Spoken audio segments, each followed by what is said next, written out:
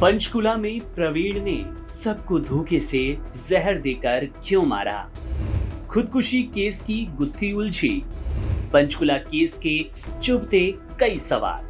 पंचकुला में मित्तल परिवार के 7 सदस्यों की सामूहिक मौत ने पूरे देश को भीतर तक झकझोर दिया।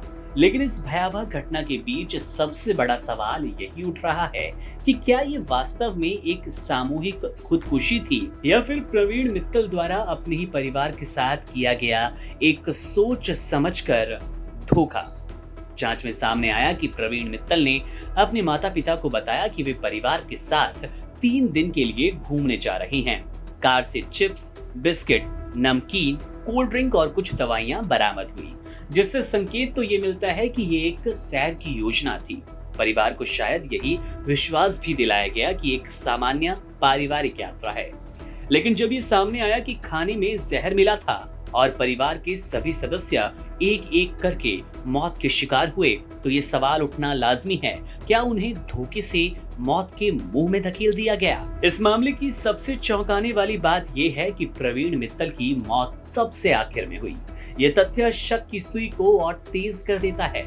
शायद उसने ये सुनिश्चित किया हो कि पहले बाकी सब लोग जहर खा लें और उसके बाद ही उसने खुद को जहर दिया। अगर ये सच है तो ये केवल खुदकुशी नहीं बल्कि एक गहरा भावनात्मक और नैतिक अपराध भी है। इस बात की संभावना से इनकार नहीं किया जा सकता कि बाकी सदस्य पूरी तरह से अनजान थे और उन्हें बिना बताए जहर दे दिया गया।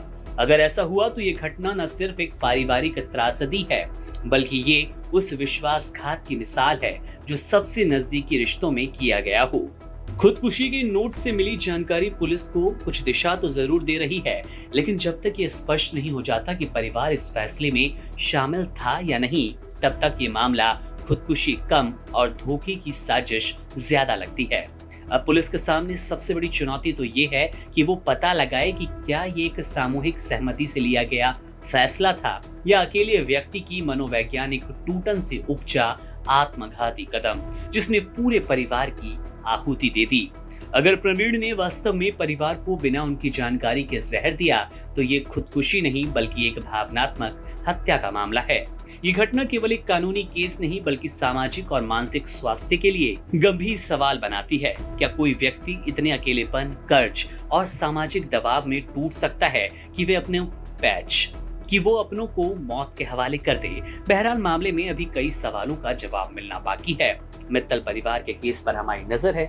जैसे ही कोई बड़ा अपडेट मिलेगा, आपसे साझा करेंगे। तमाम बड़ी खबरों, जानकारी और अपडेट्स के लिए आप बने रहिए वन इंडिया हिंदी के साथ।